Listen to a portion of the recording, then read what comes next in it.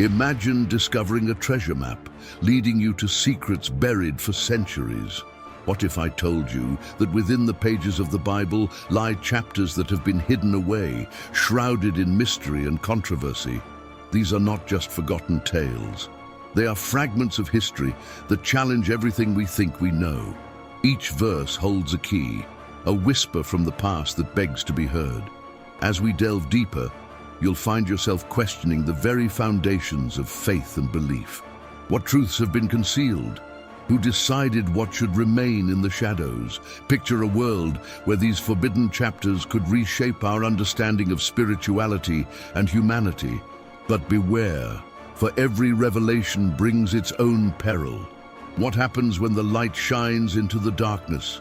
Will you be ready to confront the secrets that have long been kept from you? Stay with me as we peel back the layers, one by one. Each revelation is a doorway to a new perspective. Are you prepared to step inside? The journey is about to begin, and trust me, you won't want to miss what's coming next. Contexto histórico dos capítulos prohibidos.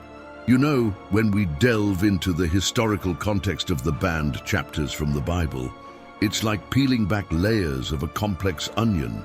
There was a time when certain texts were deemed heretical or simply didn't fit the narrative that the early church wanted to promote. This wasn't just about doctrine. It was about power, control, and the consolidation of religious authority. The selection of canonical texts involved intense debates and, at times, fierce disputes among early Christian leaders. In the early centuries of Christianity, many groups had varied beliefs about the nature of God, Christ, and salvation. Some texts, like the Gospel of Mary or the Book of Enoch, were seen as threatening to the emerging orthodoxy. The leaders of the early church had a vested interest in creating a unified belief system, and anything that contradicted that, well, it simply had to go. The process of canonization wasn't just about identifying sacred texts, it was also about silencing dissenting voices. As I read more about this period, I can't help but feel a sense of intrigue. The reasons behind the exclusion of these texts were often steeped in political motivations as much as theological ones. Some writings were excluded because they presented alternative views of Jesus, his teachings, and the path to salvation.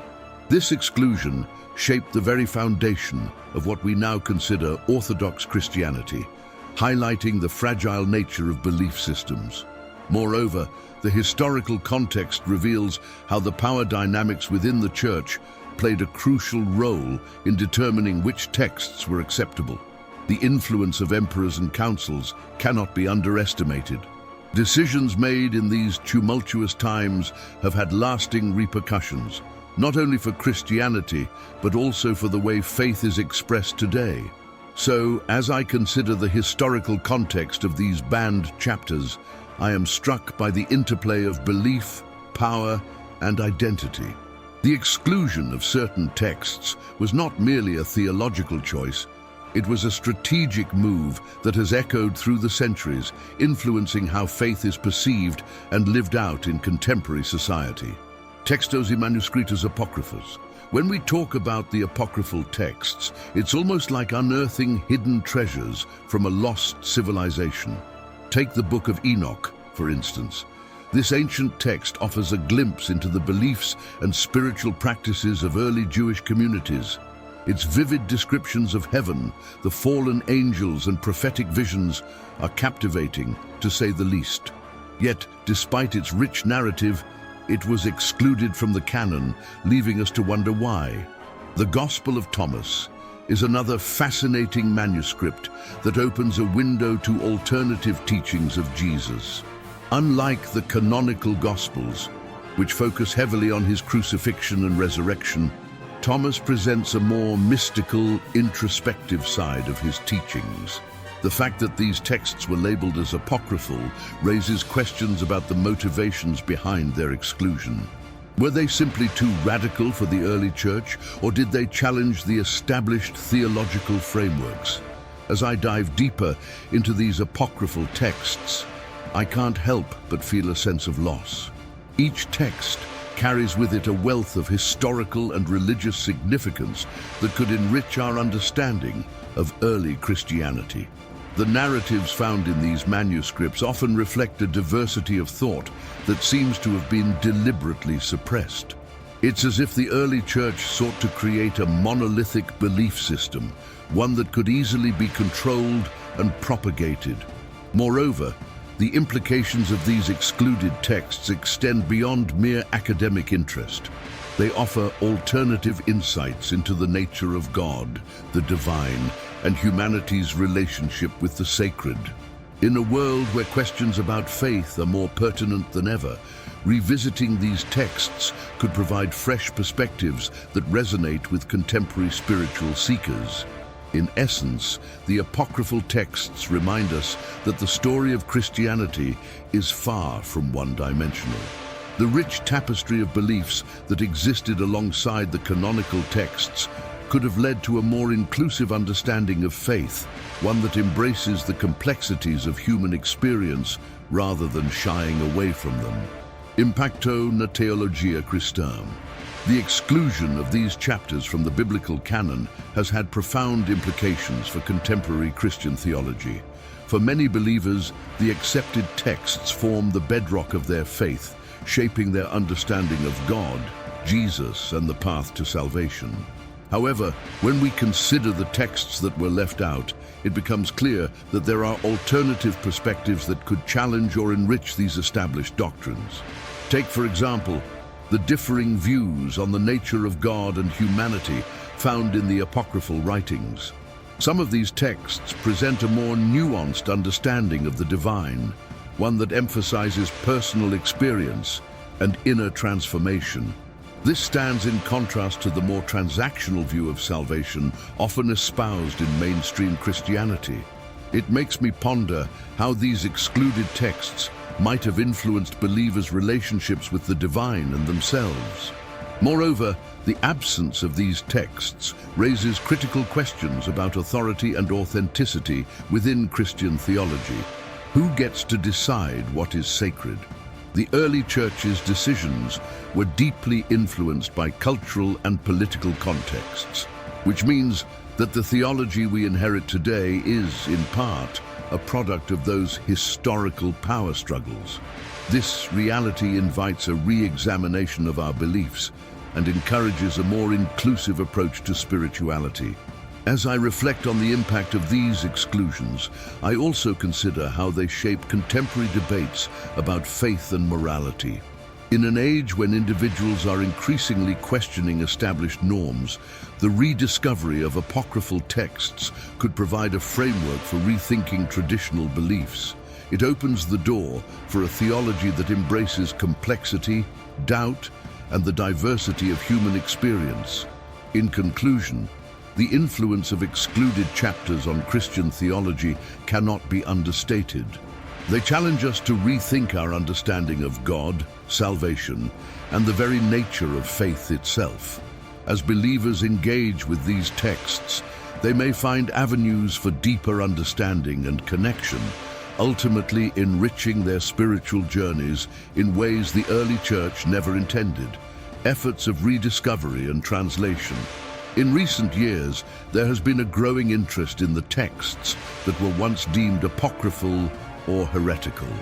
Scholars and theologians have been diving into ancient manuscripts, seeking to uncover the wisdom hidden within these pages. It's fascinating to witness how modern technology, such as digital imaging and advanced translation software, has facilitated the process of bringing these texts back to light. The thrill of finding a long-lost manuscript that offers a new perspective on familiar stories is palpable in academic circles. Moreover, the translation of these texts is a meticulous endeavor. It requires not just linguistic skills, but also an understanding of the historical and cultural context in which they were written. As these translations emerge, they often spark debates among scholars, religious leaders, and lay people alike. Some see these texts as potential revelations that could reshape our understanding of spirituality, while others remain skeptical, concerned about the implications of embracing ideas that diverge from traditional doctrine. The reception of these newly translated texts varies significantly.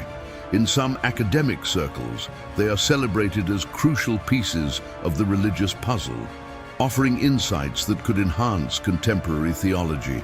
Conversely, among some religious communities, there is a hesitance to engage with these texts, rooted in a desire to preserve established beliefs. This dichotomy illustrates the complex relationship between tradition and innovation within faith communities today.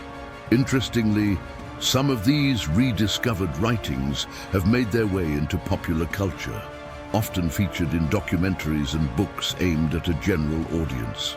This has not only increased public interest, but has also led to discussions around the relevance of these texts in modern society.